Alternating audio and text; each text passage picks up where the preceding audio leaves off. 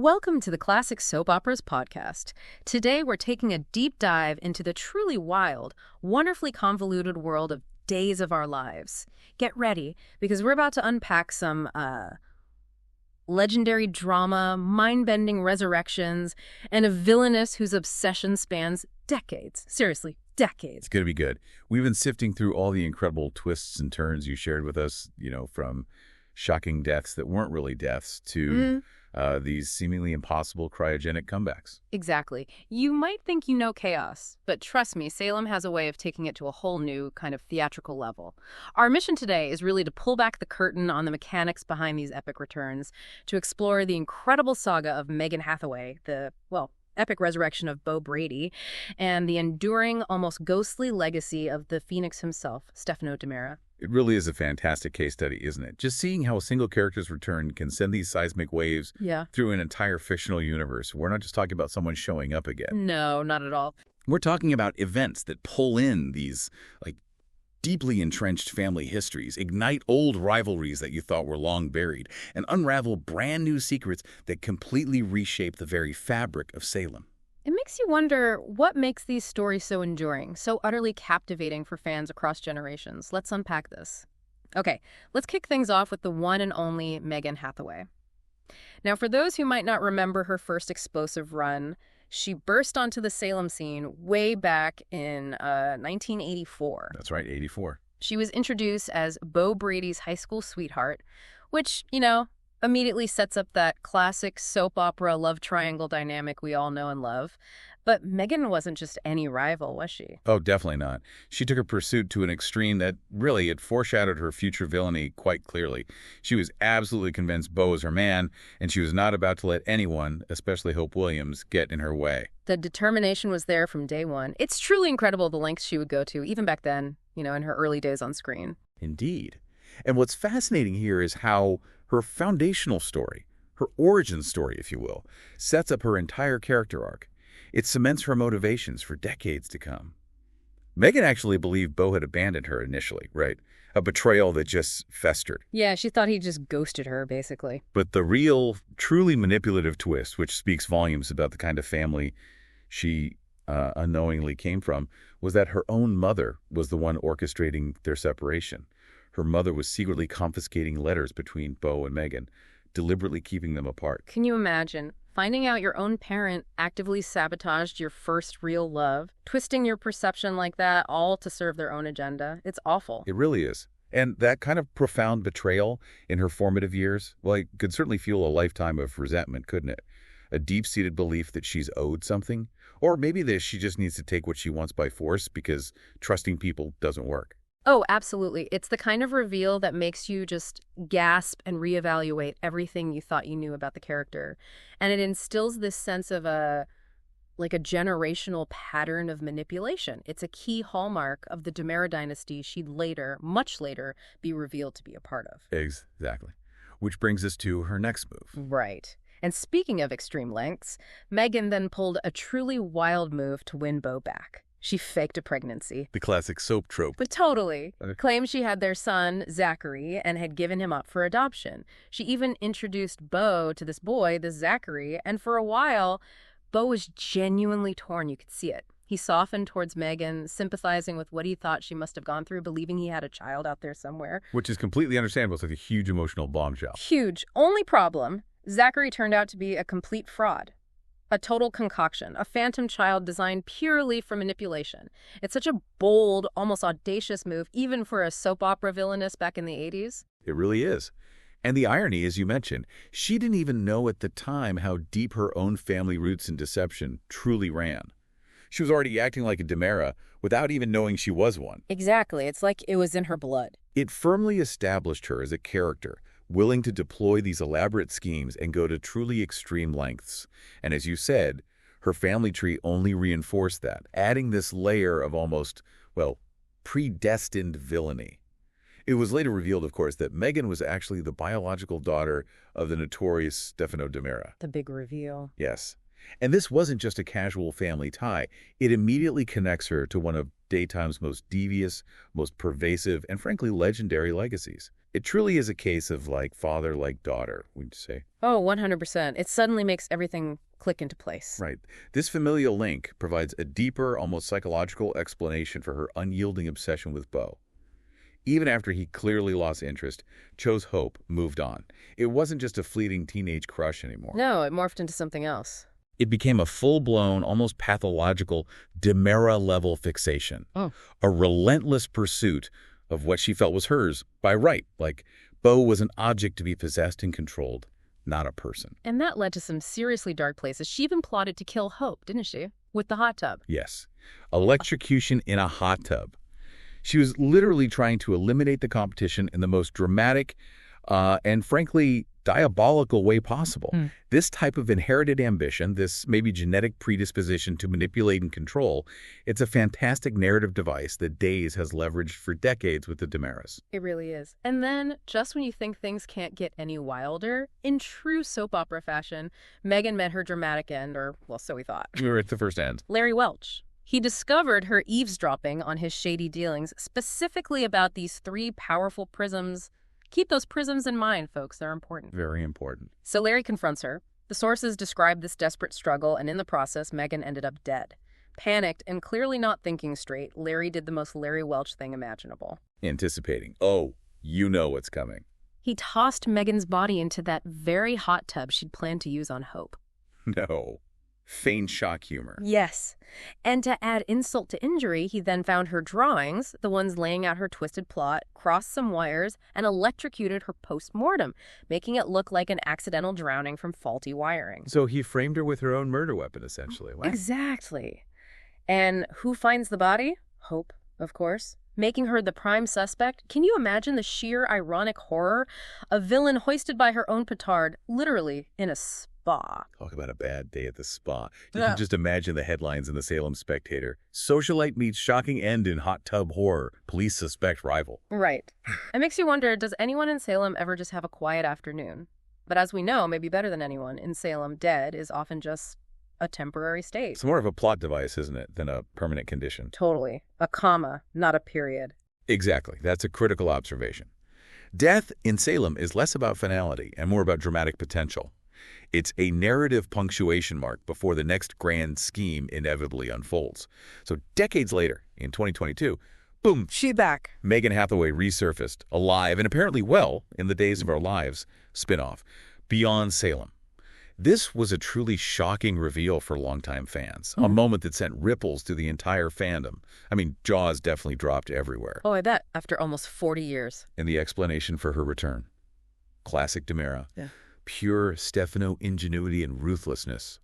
Her father, Stefano, had actually kept her body cryogenically frozen all those years. Unbelievable. He just put her on ice. Pretty much. Yeah. Imagine waking up from a very, very long and cold nap after nearly 40 years, effectively thought out and ready to pick up your schemes right where you left off. It speaks to Stefano's, foresight, his pathological need to control everything, even maybe potential assets, keeping his palms on ice, literally. And those prisms came back into play, right? Absolutely.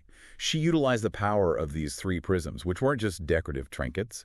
They held what was described as priceless medical technology and information, effectively a miraculous scientific MacGuffin, The ultimate plot coupon. Exactly. That allowed her to not only thaw, but fully revive herself. These same prisms, as we'll soon discover, would soon play a pivotal, almost mystical role in someone else's equally shocking return. They act as this ultimate narrative reset button, allowing the writers to just defy medical logic and introduce whole new mysteries. And that someone else leads us directly, inevitably, to the legendary Bo Brady. For so many fans, Bo is the quintessential Days of Our Lives hero, known for his rebellious streak, that leather jacket, the motorcycle. And that epic love story with Hope. Yeah. Bo and Hope. It's iconic. Truly iconic. Their romance, their adventures, the sheer power of Bo and Hope defined an entire era of daytime television. They were the super couple for a generation, which is why fans were truly devastated in 2015. Oh, absolutely gutted. When Bo returned to Salem only to die from a brain tumor shortly after, Peter Reckell, the actor, had decided to leave the show, and it seemed like a final, genuinely heartbreaking end to a beloved character. People really cried, they mourned, they said their goodbyes. It was meant to be definitive. It felt very final. Unlike many soap deaths, that one seemed written in stone. But Megan. always Megan. In her unwavering, almost pathological obsession, she just wasn't done with Bo. In Beyond Salem, after her own incredible revival thanks to Stefano's frozen foresight and those magical prisms, she pursued those prisms with a singular, terrifying goal: to bring Bo back. Not just bring him back, though. Bring him back for her. Precisely. She had meticulously kept his body cryogenically frozen in a secret DiMera lab for almost a decade. This wasn't a sudden whim. This was a long-term, deeply disturbing plan, a testament to her unyielding fixation and, frankly, the DiMera family's access to seemingly limitless, shadowy resources. They always have a secret lab somewhere, don't they? Always. Using the technology from the three prisms, which, as you noted, act as this narrative deus ex machina, she was able to not only thaw him out, but also cure his inoperable brain tumor and miraculously revive him. Yeah. It's an incredible feat, even by soap opera standards. A true medical miracle, twisted by a purely personal, obsessive agenda. Imagine the sheer audacity. Bringing your high school sweetheart back from the unalived just so you can have him for yourself. It's a twisted form of love that honestly borders on kidnapping from the afterlife. It really does. And the scene where Bo opens his eyes and draws breath in that season finale, it must have been absolutely jaw-dropping for fans who had mourned him for years, thinking he was gone forever. It completely redefined the very concept of death in Salem, yet again. And this is a massive but, here's where the gift of life came with a seriously twisted bow. Bo didn't wake up as the hero everyone remembered, did he? Not even close. Yeah. Megan, along with the equally nefarious Dr. Rolfe, another DiMera staple, immediately tried to brainwash him. Their goal was insidious. They hoped he'd fall in love with her and completely forget his past with hope. Erase Fancy Face. Exactly. Erase the fancy face memories and replace them with devotion to Megan. To mold him into her perfect, compliant companion. Instead, and this is where the plot takes another fascinating, unexpected turn. He became someone else entirely. He returned fixated on gaining money and power, much more like his biological father, Victor Kiriakis, than the Bo Brady everyone knew.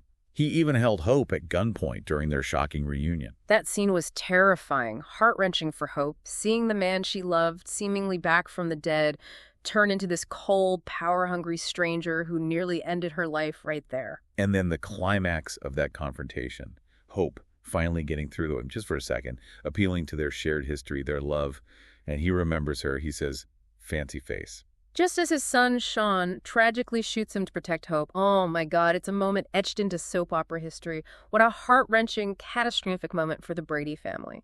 A reunion gone so terribly wrong. It truly showcased the psychological toll of these extreme villainous interventions. The damage done wasn't just physical. No, it was deep, psychic wounds.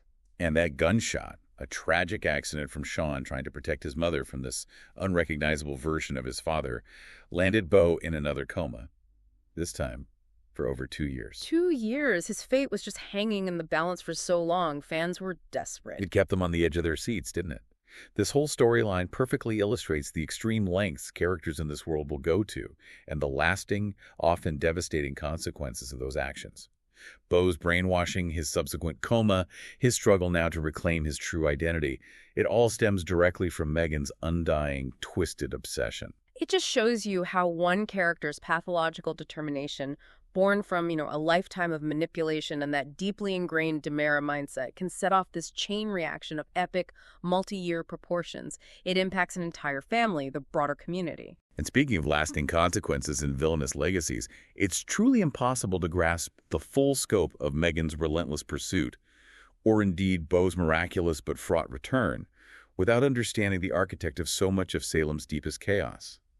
Her father, the legendary Stefano DiMera. Ah, Stefano. The man, the myth, the legend. At the heart of so much of this chaos, this cyclical pattern of death and resurrection we keep talking about, is Stefano DiMera. Megan's biological father, famously known as the Phoenix. Introduced way back in 1982, Stefano quickly became the iconic crime boss, a master of disguise, manipulation, and these intricate long-term schemes. He's widely considered one of the greatest villains in television history, period, and for very good reason. Absolutely. His nickname, the Phoenix, it isn't just for show, it's an earned title.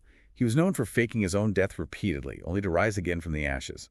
Sometimes even after being shot, drowning, being blown up in a plane explosion. You name it. He was truly harder to keep down than a jack-in-the-box. Laughs sillily. He faked a stroke, orchestrated a car crash, got shot and fell from a catwalk in a burning building. Was presumed dead in another fire and cave collapse, drowned near his mansion, blown up and buried under a collapsing tunnel. The list just goes on and on.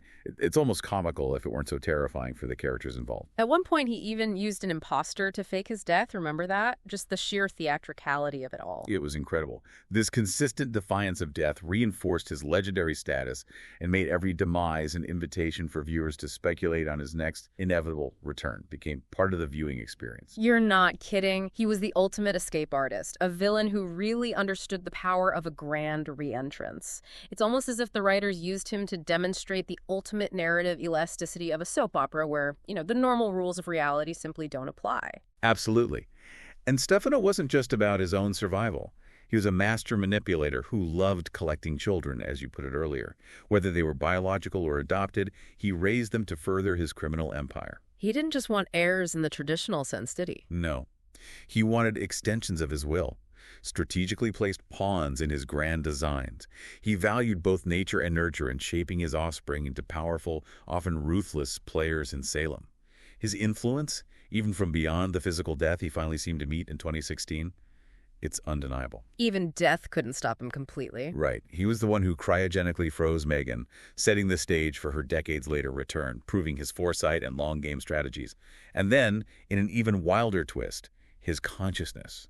His actual mind. Oh, the Steve Johnson storyline. Yes. It was implanted into Steve Johnson's mind from 2019 to 2020, showing how truly pervasive his influence was. Even after his body was gone, his mind, his essence, was still wreaking havoc, possessing a beloved hero character and continuing his schemes from inside someone else's head.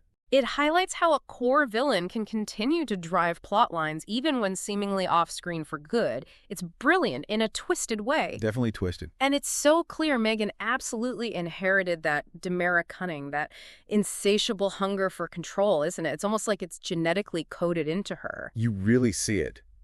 Upon her eventual release from Statesville Prison, where she landed after her Beyond Salem escapades, her first stop wasn't some quiet retreat to rethink her life choices. Oh, no.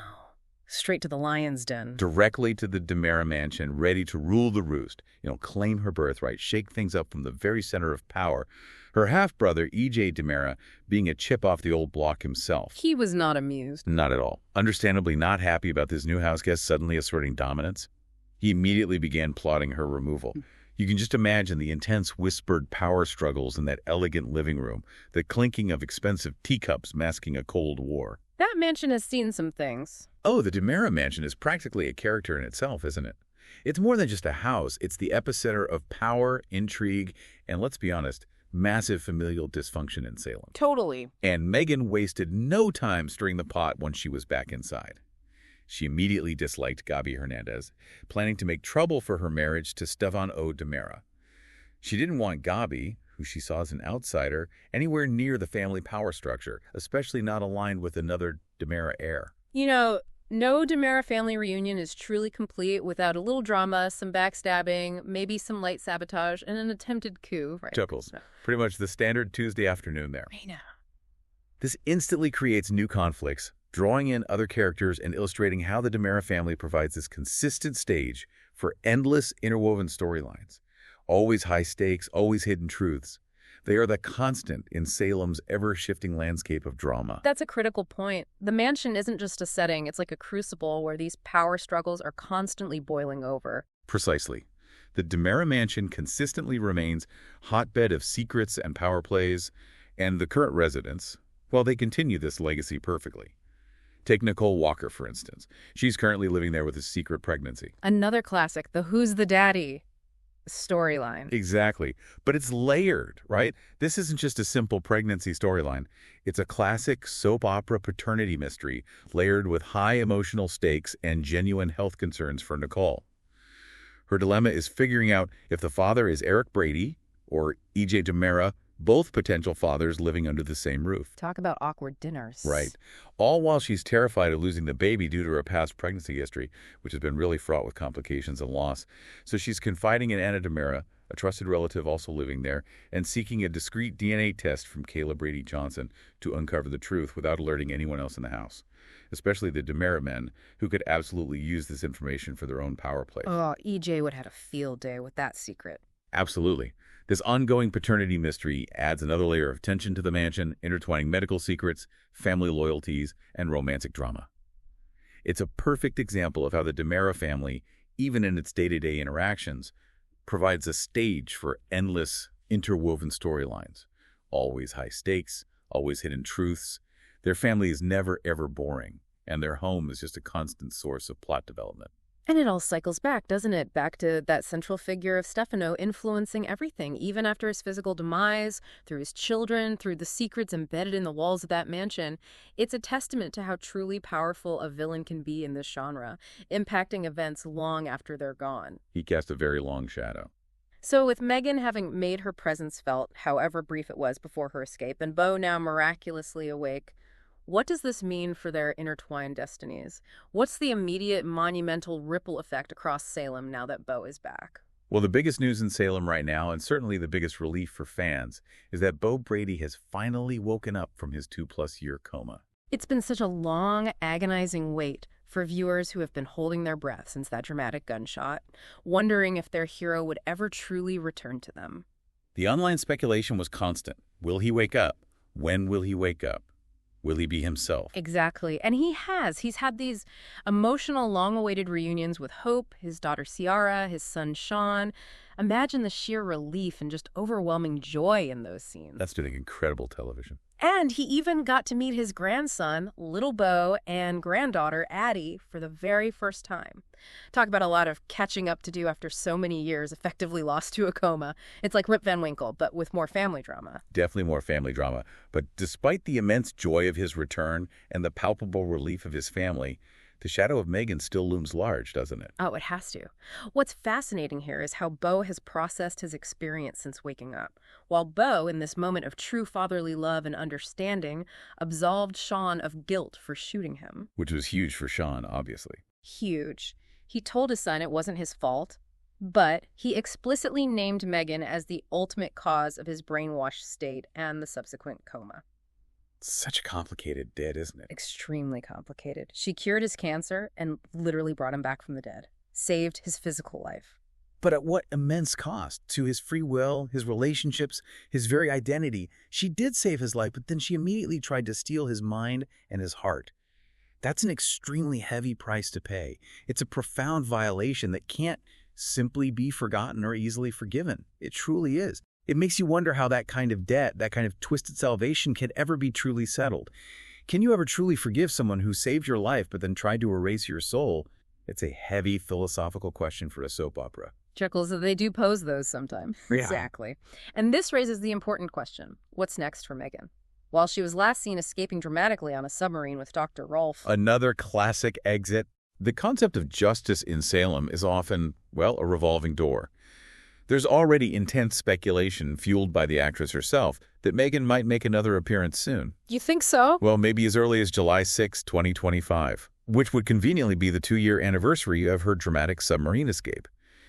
The actress, Miranda Wilson, has even fanned the flames of this speculation by publicly stating she's sitting by the phone, ready to return. Wow. Okay, so that sets up a potential highly anticipated showdown, doesn't it? Where Beau could finally get some kind of payback on the woman who brainwashed him and tried to destroy his life with Hope. Oh, absolutely. Yeah. And, Hope, being the strong, feisty woman she is, would certainly have some choice words, and maybe more for Megan, too. It would be an explosive reunion, to say the least, a reckoning decades in the making. It's a perfect example of a villain's actions just echoing for years and years, constantly creating new drama. Precisely. The past is never really past in Salem. So, looking ahead, there's obviously a lot in store for Beau and Hope now that he's finally back in the land of the living and seemingly himself again. Hope naturally wants him to stay in Salem, right? To fully recover, be close to their family, rebuild the life they lost. Makes sense. But Beau, having endured so much trauma and transformation, he might prefer to continue his recovery overseas, maybe seeking some peace and a chance to truly reintegrate away from the constant intense drama of Salem.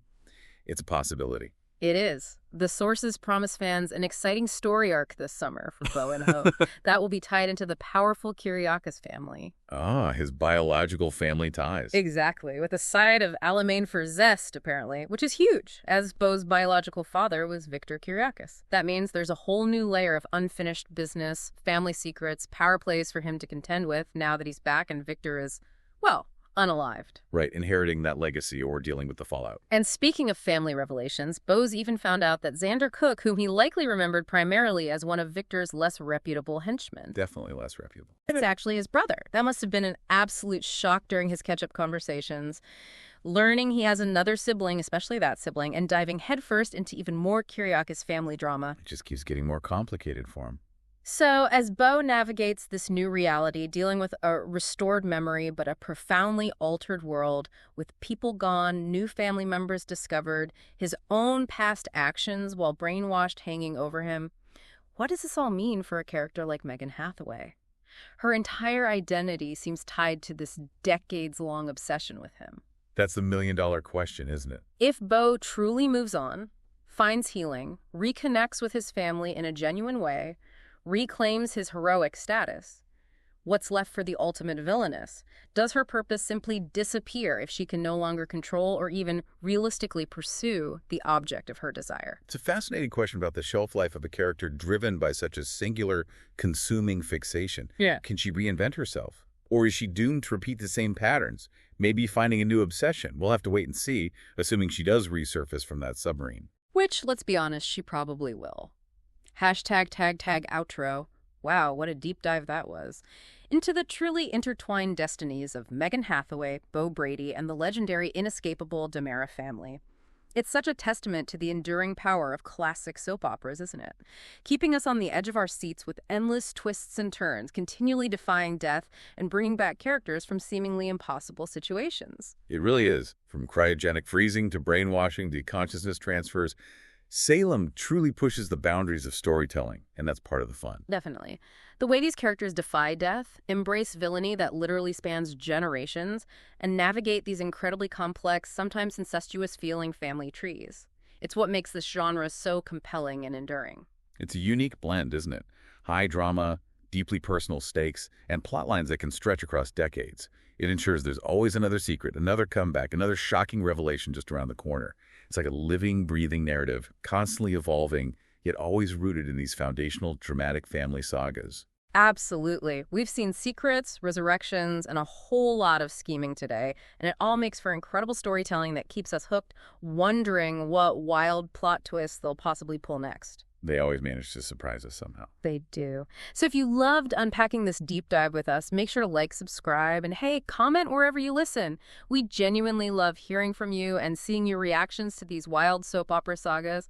Let us know what you think about Megan's potential return. Yeah, share your theories. And as you go about your day, here's something to mull over, a little thought experiment for you. What long-lost soap opera character from any soap do you think deserves a surprise, completely unbelievable return? And what wild, impossible scheme would they unleash upon their unsuspecting fictional world? Think big, think Salem-level crazy. Until next time, stay curious and keep those plot twists coming.